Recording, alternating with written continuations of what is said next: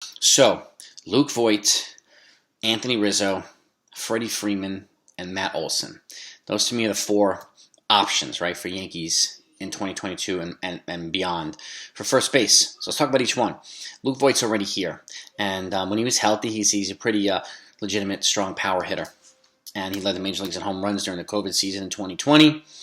And but he's had quite a few injuries since then. Now he looks good this offseason. I've seen some workout footage, and it looks good. But he's also a big dude. He doesn't have much range of motion or mobility or speed, and he's not defensively that great at first base. So, but there's no denying his power, and there's no denying his affordability too. He's got 3 more years of team control, essentially 3 more years of arbitration now until free agency. So. But he's also 30 years old, so that's the one. But that's one option. But again, he's popular when he's healthy here. You know, people like him too. So, and that's one. Number 2, Anthony Rizzo, the other cost-effective option too, who was traded to the Yankees. He's now a free agent. He's 32-year-old first baseman. He's an elite glove, no doubt about it. He's a solid hitter still, and he's got championship pedigree. He's a great teammate, a great leader, so he's got intangibles that other people do not have. So, and then Luke Voit, don't get me wrong, he's a great teammate as well, but Anthony Rizzo is known for his leadership intangibles, and and he was solid here when he was acquired. So that's option number 2. He will probably cost. He did turn down a $70 million deal. There's no guarantee that he's going to get that, but I wouldn't be surprised if he gets close to it. So in free agency, would it be 3 or 4 years? And I know the Red Sox are interested in him too. So, and I'm sure other teams would line up to get him as well. Option 3 is Freddie Freeman, also pretty much the big gun on free agency this year for first base. Now he's also 32 years old, like Anthony Rizzo. He obviously just coming off a world championship with the Braves. He's a superstar, no doubt about it. Also, a great leader, an elite bat, and he's an elite defender as well. So he's he's just a more expensive version and a little bit of upgraded version of Anthony Rizzo. But his intangibles are, unquestionable. So the same type of intangibles, leadership and skill play and great contact hitting from the opposite, both sides of the field. He's the elite of the elite. And lastly is Matt Olson, who's not available via free agency like the other 3 guys, but he's definitely available via trade. He's got 2 more years of arbitration before he becomes a free agent. Now he's getting up there now. He's scheduled to make $12 million in 2022, and then if he keeps playing well, probably $20 million in 2023. So, but that said, Freddie Freeman's looking at a 6-year, probably $150 to $180 million contract. Okay, Rizzo, obviously less, and Voigt's already here. But Matt Olson also is an elite bat and elite glove. But the difference between him and Rizzo and Freeman, who seem to be the other 2 most desirable options, is that he's pretty much beginning his prime.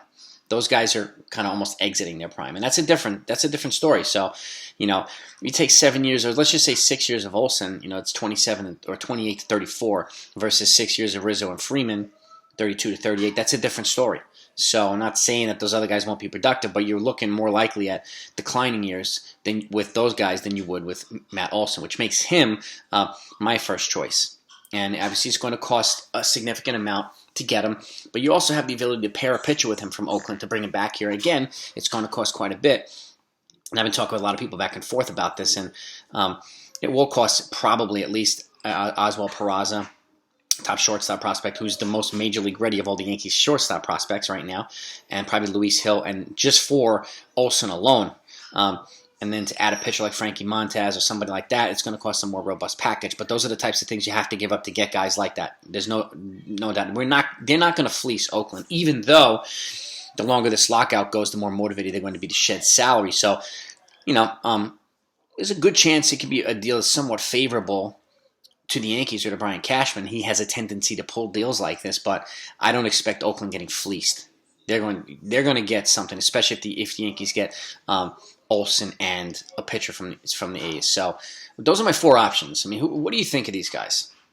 Who would you choose, in all honesty? I know a lot of people have been saying Freeman, and I'm fine if the Yankees get Freeman. I'm fine if the Yankees get Anthony Rizzo, and I'm fine if they keep Luke Voit.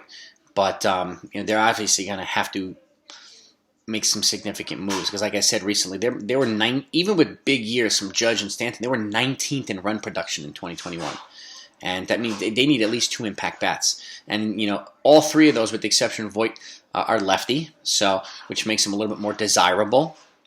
And again, balancing the lineup out, making them more lefty. They acknowledge that they need. It's one reason they brought in Joey Gallo and Anthony Rizzo, to get more lefty bat here. So, and Olson seems to be more also more contact and power oriented. And again, I like his youth more than I like those other guys. So he's my guy. He's my pick for first baseman. But again, if they keep Voit, I hope they surround him with some better players and give him a really, really good, competent backup. And put an elite shortstop in there. So, but Rizzo, another one, I think we need to surround him with some more talent.